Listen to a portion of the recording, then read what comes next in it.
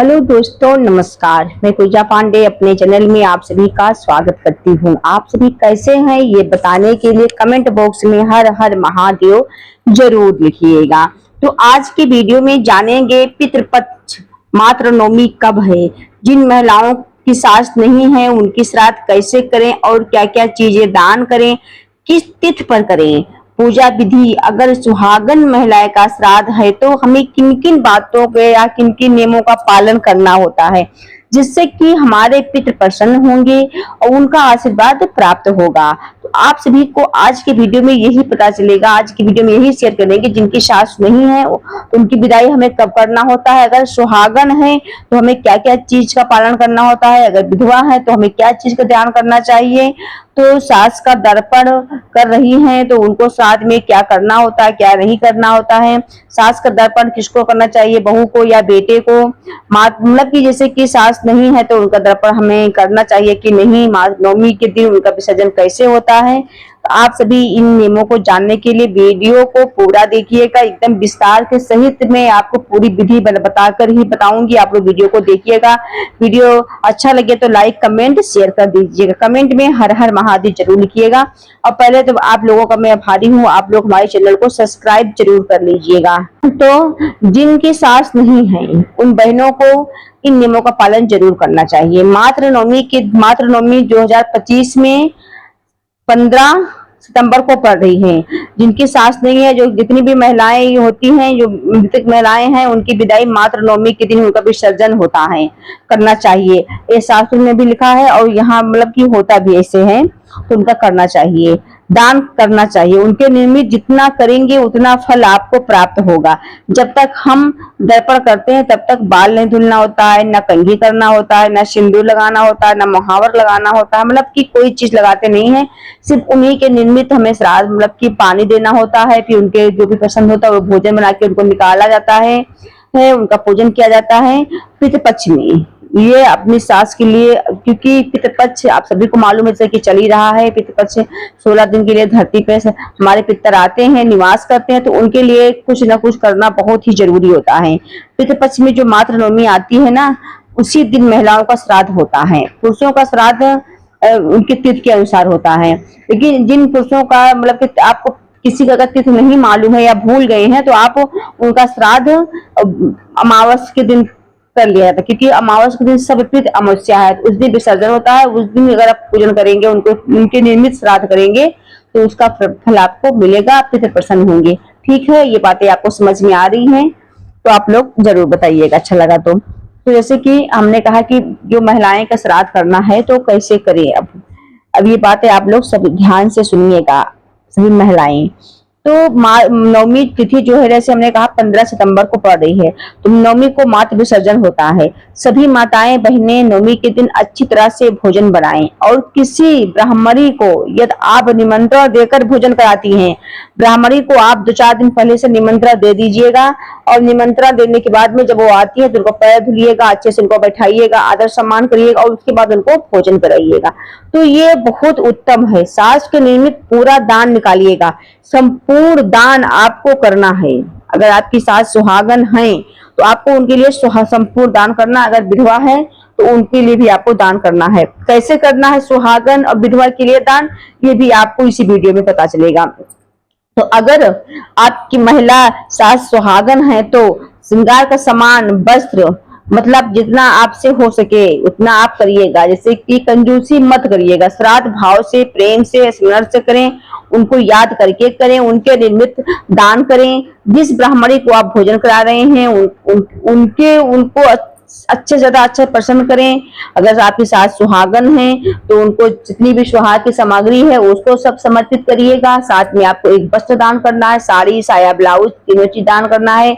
जितने भी आपसे हो रहा है तो आपको श्रृंगार का सामान सब रखते, आपको दक्षिणा फल के साथ में आपको ब्राह्मणी को भोजन कराने के बाद में उसको देना है। और ब्राह्मणी को जितना हो सके उतना आप लोग खुश करिएगा। सुहागन है तो उनको अगर आप भोजन करा ली हैं तो उनको जब विदाई करने से पहले उनकी आपको सेवा करना है, अपने सास को समझ के। जैसे कि बाल में तेल लगाना, कंघी करना,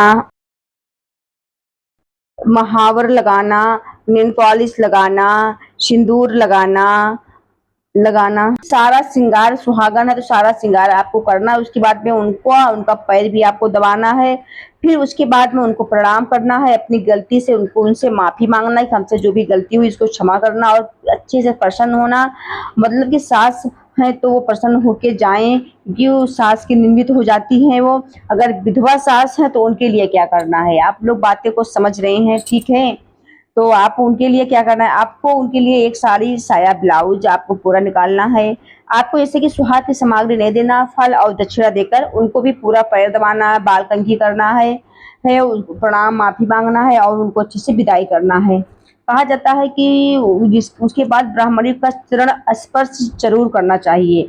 अच्छे से उनकी विदाई करना, प्रेम से, भाव से, श्रद्धा से अगर आप करते हैं तो आपकी जो सासू माँ हैं या आपके जो पितर हैं बहुत ही प्रसन्न होते हैं अपने पुत्रों को, अपने पुत्र वधू को ये सब करते हुए देखकर, और ढेरों सारा आशीर्वाद देते हैं। कहते हैं कि कहा जाता है कि देखो 16 दिन सबके सबके पितर आते हैं, ये चीज का आप लोग ध्यान रखिए। ये नहीं कि हम विदाई कर दें तो नहीं आते हैं, लेकिन अपने आप लोगों को करना होता है। तो ये सभी कार्य आपको करना है। पितृपक्ष के मात्र नवमी के दिन, जिस दिन मात्र नवमी में विसर्जन होता है, उसी दिन जितने भी महिलाएं, मृतक महिलाएं होती है, उनके विसर्जन मात्र नवमी के दिन होता है। चलिए आपको हम आज दिखाते हैं कि हमने अपने सासू माँ के लिए क्या क्या खरीदा है, क्योंकि वो सुहागन थी तो उनका नवमी तिथि, हम लोगों के नवमी तिथि पर ही श्राद्ध होता है। जितने भी महिलाएं, मृतक महिलाएं, जैसे कि हमारी दादी हैं, बड़ी सासू माँ है, मेरी सासू माँ है, इन तीनों की विदाई उसी दिन होती है जिस दिन श्राद्ध रहती है, मतलब नवमी तिथि को। तो आज मैं सामान में क्या क्या खरीद के लेके आई अपने सासू माँ के लिए। तो यहाँ पे मैं एक साड़ी लेके आई हूँ, ये साड़ी हो गया है। और उसके बाद में फिर मैं एक हो गया सुहाग की सामग्री, सुहाग की सामग्री में पाउडर हो गया है, क्रीम हो गई है, फेयर लवली क्रीम, और ये चूड़ी हो गया है, नेल पॉलिश हो गया है, जो हम अपना यूज करते हैं वही सामान में। लाइक जिसको दो, जो भी दो कम ही दो, लेकिन जो दो अच्छा दो, यूज कर सके, यूजफुल सामान देना चाहिए। चाहे पितर को दान दे रहे हो या कोई भी सामग्री आप सुहाग की दान दे रहे हो। ये हो गया सिंदूर, और ये हो गया है लिपस्टिक, साथ में कलर है, चूड़ी है, हमने चूड़ी सिंपल रखी है कि रोज पहनने के काम आ जाए।